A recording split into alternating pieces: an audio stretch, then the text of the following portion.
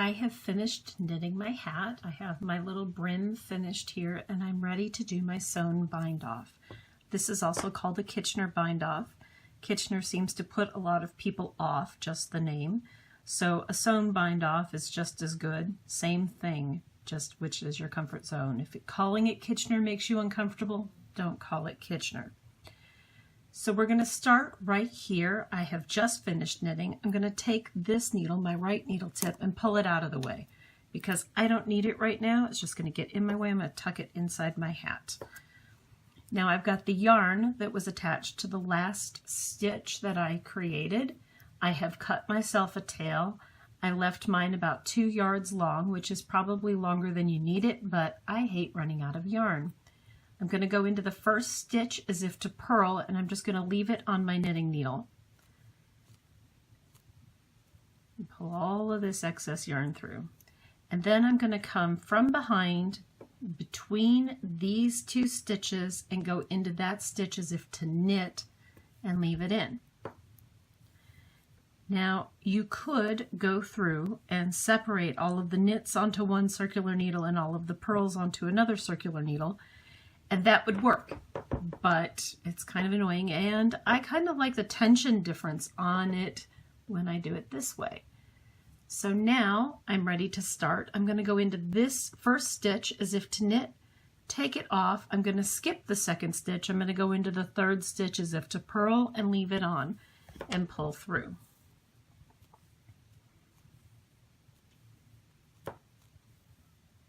And then you want to pull it to a similar tension of the stitches around it. Then I'm going to go to the first stitch and I'm going to go into it as if to purl and take it off, skip the second stitch, come up between the second and third and go into the third stitch as if to knit. Pull it through, leaving those 2 stitches on the knitting needle. Pull it up to a size similar to the stitches around it. Now I'm going to come to the first stitch as if to knit, skip the second stitch, third stitch as if to purl, pull through, first stitch as if to purl, skip the second stitch, third stitch as if to knit, and pull through. And you just keep repeating this around. Try not to get your yarn hooked on everything as you work because there's a lot of it. But with 120 some odd stitches, it takes a lot to get all the way around. So don't sell yourself short on the tail. Don't leave it so that you end up running out of yarn and then you're going to be saying all kinds of words like Edward, who's yang in the background. I don't know if you all could hear my son's kitty cat, but he had some words to say about this. Knit the first stitch, skip the second stitch, purl the third stitch, leave the second and third stitch on. Then purl the first stitch, take it off, skip the second stitch, knit the third stitch, leave the second and third stitches on. I'm going to go ahead and go around, and when I get finished, I will show you how to finish it off. Okay, I am back. I have gone all the way around. I have maybe a 20-inch tail left, so 2 yards was not a bad estimate, and I'm ready to finish off the last 2 stitches. So I'm going to go into this first stitch as if to knit and take it off, and then I'm going to come over here and I'm going to go into that first knit that we did to begin with, also as if to knit, right here. You see that? I just picked up the bar of that knit and pulled it through. So I went knit in this one, purl in that one. Then I'm going to come to the back needle. I'm going to purl this one and take it off.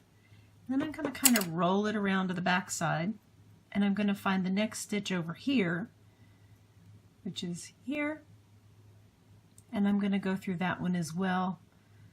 I went through that one as if to knit, and I'm pulling that one through. And that completes my cast on all the way around. Now the reason I really love this cast on is it is super flexible and it creates almost like a waterfall look. It doesn't have a rigid bind off. It just looks like the rib continues up one side and down the other. So it's a really nice bind off against the head. It doesn't have any restriction to it if you do it loosely. If you do it tightly, is nothing going to make it stretchy. But if you look really close, you can see the size of my stitches that I sewed in place pretty well matches the size of the stitches around it. And the reason for one round of knit one, purl one ribbing before we did the sewn bind off was to line that up for Kitchener bind off. So there you have it. It's all finished. I just need to weave in my ends, but there is my hat. Now I will block this hat. I will put it on a lid from a cookie tin. That's what I use to block hats. If you don't want it to have a broad flat top like this, you could block it on a styrofoam head, or if you're impatient like my daughter who wants it right now, she's already laid claim to it, it's not even done, you can just wear it as it is. Doesn't matter. And thank you so much for joining us this year in our Stash Crash Club. Thank you for knitting my patterns. We appreciate you. I hope you had a good time, and we'll see you next one.